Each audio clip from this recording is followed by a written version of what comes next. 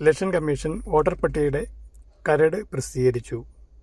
നമ്മുടെ പേർ വോട്ടർ പട്ടികയിലുണ്ടോ എന്നറിയാൻ ഇലക്ട്രൽ റോൾ സെർച്ച് .eci.gov. എന്ന ലിങ്ക് ക്ലിക്ക് ചെയ്ത്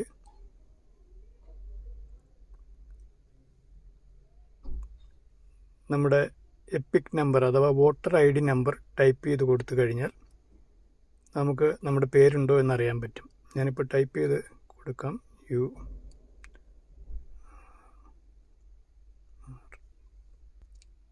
ടൈപ്പ് ചെയ്ത് കൊടുത്തിട്ട് നമ്മുടെ സ്റ്റേറ്റ് സെലക്ട് ചെയ്യുക. കേരള സെലക്ട് ചെയ്തു. ഇനി കപ്ച അടിച്ച് മുന്നോട്ട് പോകും.